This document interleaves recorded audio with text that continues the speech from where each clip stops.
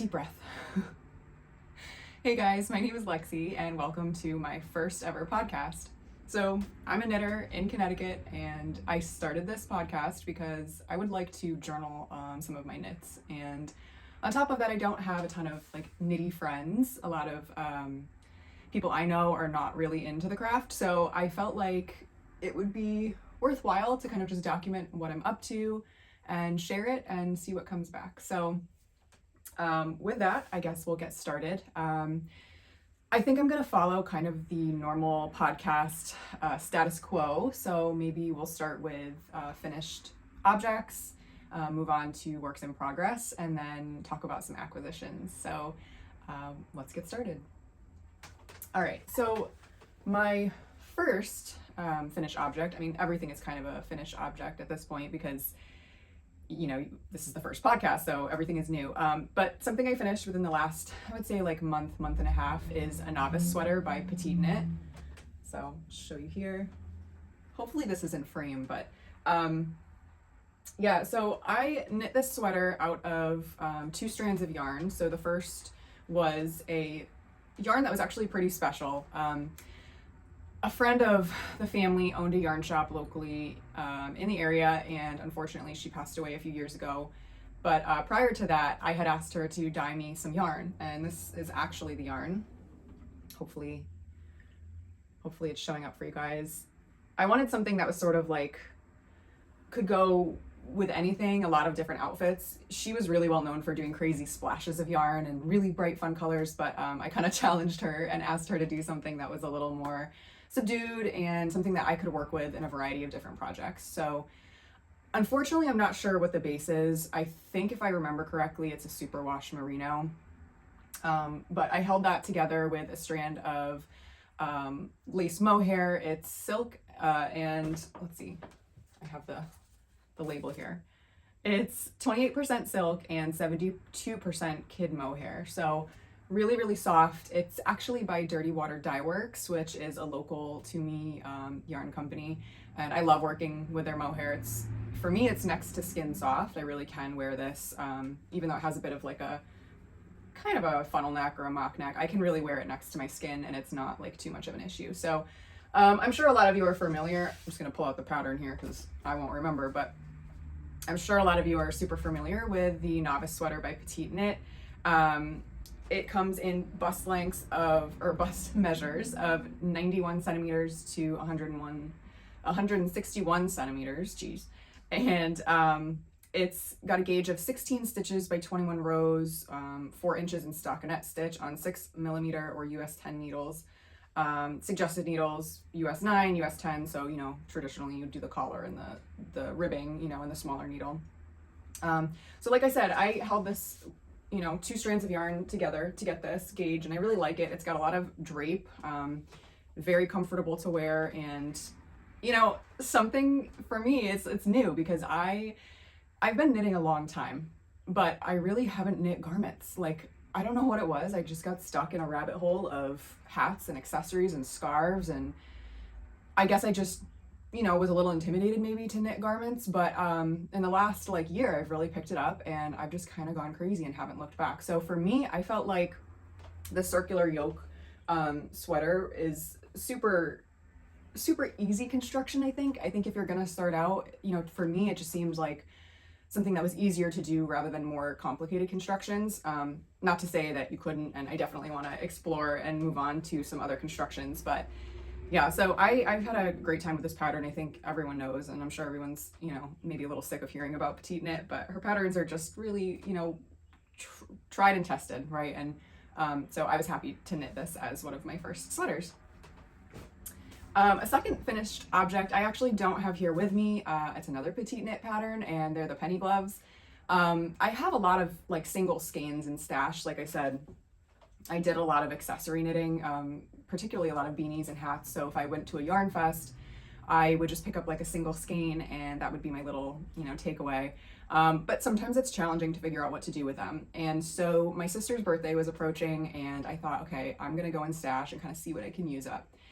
And I figured instead of doing a hat for her, I would make fingerless gloves. You know, she has a dog, she goes outside with him, and I thought like this would be kind of a useful object for her. So So the first yarn that I held is this Hedgehog Fibers. It's their skinny single space, 100% merino wool. The color is opalite, really pretty, super like subtly variegated tonal, you know, pink and blue, and just something that kind of I thought would go with a lot of her coats. And then I held that with a mohair. Let me just dig the tag out here. I held that with a mohair from Pearl Soho. It's their tussock base, so it's 60% superfine kid mohair and 40% silk, and this is in the color Apple Blossom.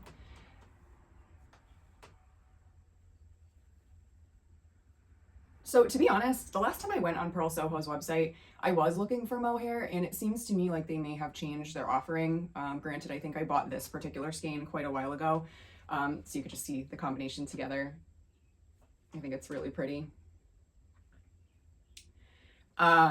Anyways, so I went on Pearl Soho, and I think maybe they offer something different now, so I can't be too sure, but the gloves came out really pretty, and if I can get a picture from my sister, I'll pop it up like somewhere on the screen for you to see. But again, it was a super easy pattern, really no complaints. I will say this did sort of test me just a little bit because I've never knit something that was like quite that small in circumference. You know, I've not done socks yet, which we'll get to a little later. But I did have to buy those small 9-inch circulars. I mean, I didn't have to, right? I could have used DPNs or Magic Loop or something like that. You know, a lot of my knitting needles are the Clover bamboo knitting needles. I like to work on wood. I don't know about you guys. I just find that I like the grip of it. And so I don't, all that to say, a lot of the cords they don't have like that non-memory type of cording, you know, like it's that really rigid plastic, and it's not always great if you're working on something that's super small circumference. And honestly, I don't even think Clover makes like that short of a needle. So I did buy some Chow Goos, and it's like their red lace shorty little, you know, 9-inch cord. And I really enjoyed it. I thought it went super well. Of course, they were metal needles. I don't think they have a wood version. I know they sell like a shorty set, but I think even that is also metal. But the project went super quickly. It's really simple. I mean, it's like a stockinette stitch pattern. I don't think, you know, it was super challenging for a first like small circumference project. The only thing that was a little tricky, obviously, is when you get to the thumb. Unfortunately, I couldn't do like Magic Loop with those Chow Goo 9-inch. It just was a little too short. I was kind of hoping I could, but I couldn't. So I ended up getting DPNs for that, and it worked out fine. And I think she really likes them. So yeah, that was my second finished object. All right, guys, so now we're gonna get into works in progress. Like I said, I've really kind of gotten on a garment kick because it's all brand new territory for me, and I'm like raring to build up some really nice wardrobe staples. So I follow a lot of knitting podcasters, as I'm sure many of you do. There's a really nice community, and one of the podcasters that I really like deep dove into was Handmade by Florence, which I'm sure is no surprise. She's great and very popular on here, and she kind of had this like Colorwork phase recently, and so I do enjoy Colorwork. It's one of the few things that I had tried before when I knit a long forgotten Christmas stocking, which actually never saw the light of day, but that's neither here nor there. Yeah, so I wanted to try out some Northern Augustine's patterns. I really love her aesthetic. I think, you know, she just has kind of like a special style. And also for me, just like as a side note, I'm really tall, guys. Like I'm 6 feet tall. So a lot of her proportions, I feel like they were suited to my body, which was kind of neat. You know, she's got these big balloon sleeves, everything is kind of oversized, and I always have to add extra length to every project that I do, you know, especially with garments. But yeah, so anyways, all that to say, I did try her Northern Augustine's #1, and I am in the middle of it. Let's take a look. Of course, it's like stuck in the bag, right? I hope you guys can see this. You know, hopefully I'll get better as I go here, and, you know, hopefully things will be in frame for you guys. But yeah, so it's got this really beautiful Colorwork yoke, and I chose Knitting for Olive heavyweight merino and their soft silk mohair in the colors oatmeal and I think soft cognac. Let me pull them out. Yeah, so this is the oatmeal. We've got the soft silk mohair and then the heavyweight merino. And then I'm actually running pretty low, and I don't know how you guys feel about this. I try not to buy like too much extra yarn for a project. But because I'm always adding extra length, that's probably pretty silly of me. But this is the cognac color, and the mohair, and the heavyweight merino. So another thing that I've noticed about Knitting for Olive in particular is that a lot of their merino bases don't match the mohair in terms of the name, which is fine. And I know there's like a lot of combinations that you can do, so fine, totally fine. But that did throw me off when I was ordering originally. So, you know, if you're new to that company and you're trying to pick out like a matching mohair, they don't necessarily always have a matching name, but sometimes that's good. They do actually have this really great feature on their personal website, like their, you know, self-made website, where they do have suggestions for pairings, which I think is so helpful, because I don't know about you guys, but I never see Knitting for Olive in stores around me. Like I said, I'm in Connecticut, so it could be like a regional thing, or maybe they just don't distribute as widely through the US. But anyways, it can be really hard to tell how colors appear, and oftentimes I find myself going on Ravelry to, you know, search a colorway, even in other yarns, not just Knitting for Olive, but just to get like a truer sense of what the color actually looks like. You know, if you can kind of gauge through like 20 photos of different people taking photos of the same colorway, you can kind of get an idea, I think, for the actual base. But yeah, this has been really good, and honestly, I haven't really had any issues so far. The one thing I will say is there's an awful lot of catching floats, and this is super ugly, and don't judge me, but it's a lot, you know. I mean, this is going to be a very warm sweater, certainly, with all of the double strand and like holding two yarns together. It's definitely going to be a heavy sweater, which is good, you know, especially in the Northeast. But yeah, so like I was saying, I'm not sure if I'm going to end up playing yarn chicken with this cognac color, because this little like ticking kind of runs throughout the entire rest of the body and the sleeves. So I usually have to add at least 1.5 inches to the body, and sometimes more in the sleeves. So I'm just not really sure. I know at this point, you know, really I wouldn't be able to get the same dye lot. I don't even know if Knitting for Olive does dye lots. If you guys know, like, let me know. I've looked at their tags and I can't really make sense of if there's a dye lot or if it's just a general like colorway number. But yeah, at this point I wouldn't be able to get something that was exactly the same, but it might not matter just because it's like so dispersed throughout the body of the sweater and the sleeves. So I might just end up picking up an extra skein, and just to be safe. But yeah, so that's my first work in progress. I probably should mention some details about that sweater. Hopefully I'll get used to this, but anyways, so for the Northern Augustine's #1, it has a finished bust circumference of between 80 centimeters at the low end and 150 centimeters at the high end. It has a positive ease measurement of approximately 5 to 10 centimeters, depending on what bust circumference you choose. I believe I knit the second sweater, I think B. The gauge is 16 stitches by 22 rows, 10 by 10 centimeters in stockinette stitch at needle size 6 millimeters. And I pretty much stuck with everything. I got gauge. I don't believe it's the recommended yarn, but I did see a lot of projects on Ravelry use this yarn combination, so I felt pretty confident that it would work. So yeah, that's that for the Northern Augustine's #1. All right, so for my second work in progress, like I said, I'm very influenced by podcasters, and Florence was knitting something again, and I couldn't help myself. So Mother's Day is coming up. My mom actually is a knitter, and I learned from her. My grandmother knit, and so it is a bit of a family tradition. Anyways, Mother's Day is coming up, and I wanted to knit her something special, especially because I've kind of like advanced my skills a little bit. I decided that I wanted to do the Laulu shawl by Sari Nordland. I'm looking over here because the pattern is sitting here. It's a triangle shawl pattern, and I decided to kind of do something special and splurge a little bit and use Lang Yarns Cashmere Premium. So I'll show you what I have here. I don't know if you can see that. Hopefully you can. But it's got this really gorgeous like textured lace and cable pattern. Guys, I don't know why I put a stitch marker here. Like, obviously you can tell what's the front and the back, right? I mean, maybe in the very beginning you couldn't tell, but this pattern definitely has a front and it definitely has a back. I mean, and kind of like Florence was saying when she mentioned when she had made this, like the back isn't really ugly, but it's definitely a back, you know.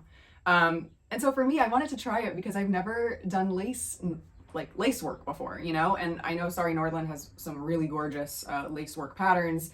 I don't know how the heck she engineers these knitting designs. I mean, it's really wild to me. So anyways, this is knitting up super well and I'm very pleased with it. But guys, I I had to start this 4 times. Okay, 4 times. I'm ashamed to say, and I really ought to know this because I had done a project earlier this year with a lot of textured work cables. It was a vest, and I did have to work some of it flat, and this is worked flat. Let me give you some background on the pattern. Here, hold on one second. Okay, so the Lalu shawl uses a strand of fingering weight held together with a strand of lace weight, but you can also sub it for a single strand of DK, which is what I did. I'm using 2 skeins. We'll see how far I get. I might be a little short. One thing I did note is that with the Lang yarns, it seemed to be a common kind of critique that unfortunately they don't really give you like a full 25-gram ball of yarn, which is kind of a bummer, you know. I mean, especially when you're trying to work to a pattern, to not have like the full skein, it can be really annoying, especially when you're working a shawl and you're like decreasing all the way to the end. Then if you can't finish it, it becomes a thing. But anyways, it's on 4mm or size US 6 circular needle with a cable length of 60 centimeters or 80 centimeters, 24 inches or 32 inches. So the gauge for this is 24 stitches and 24 rounds, 10 centimeters or 4 inches of lace pattern in the round after blocking.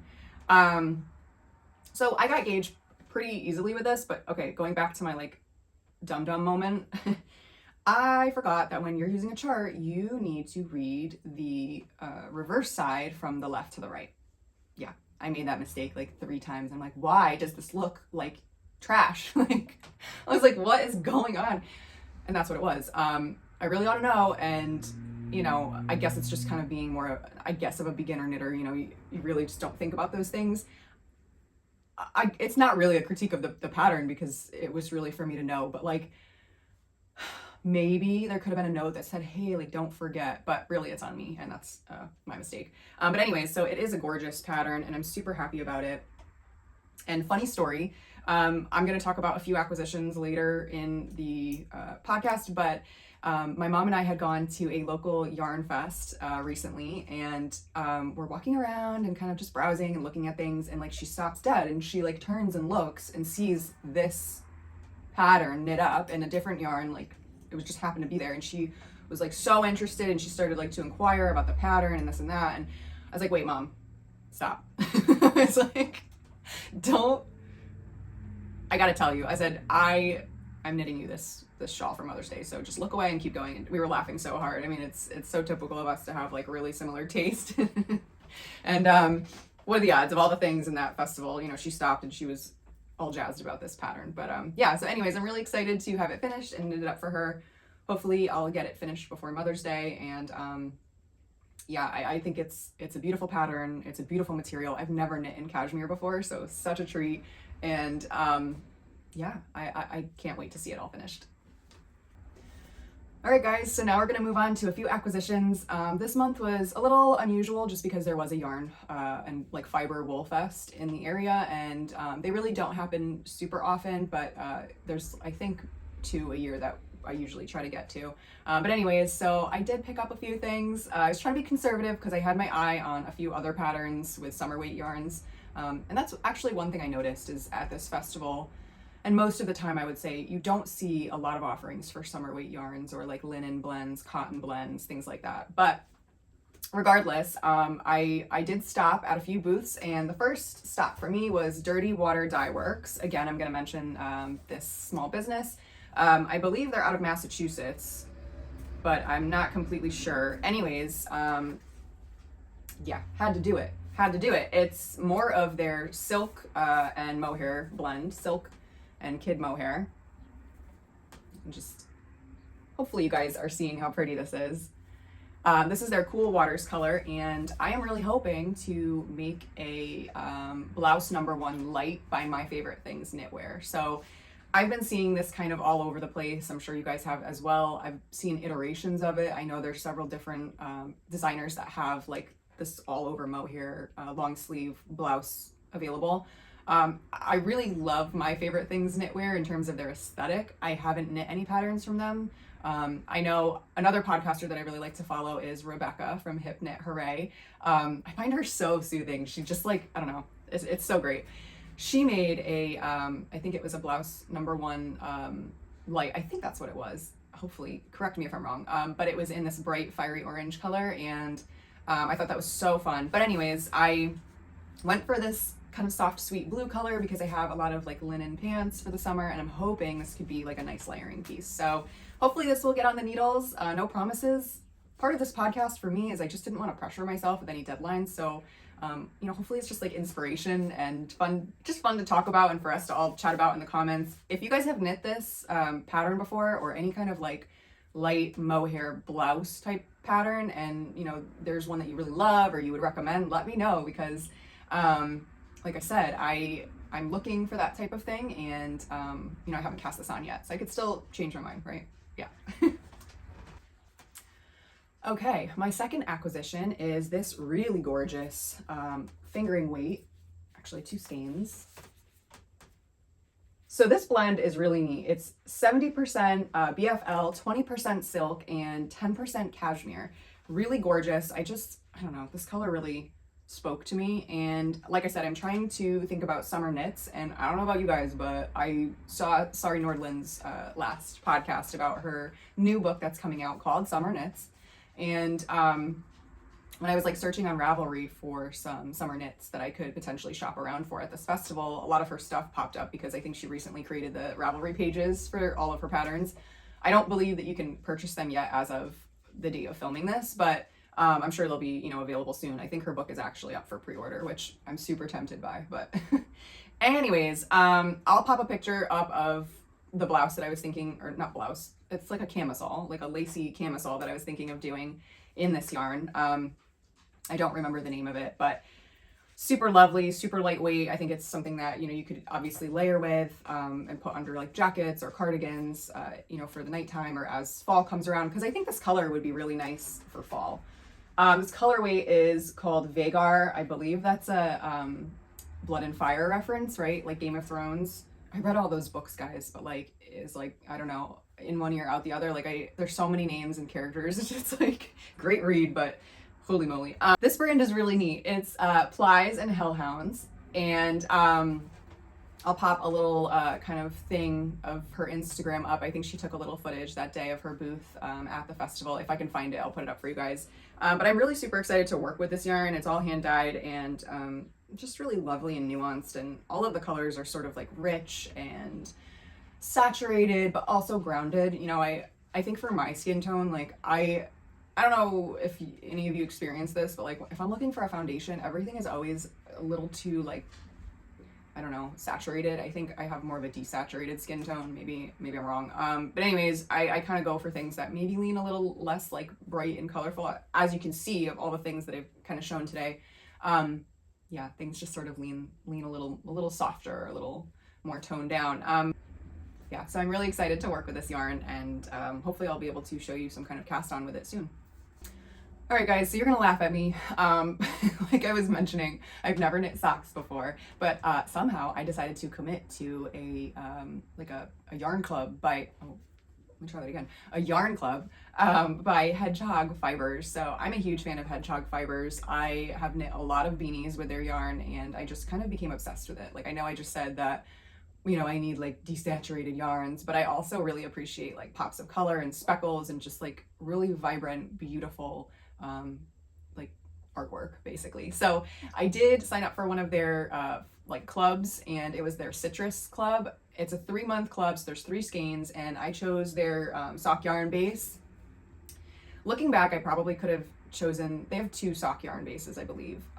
One of them has a much higher nylon content, which I know is said to like provide better wear for your sock. So I think this has 90% merino wool and 10% nylon. So definitely I could have chosen better there. It's also not plied quite as well, or not well, plied quite as much.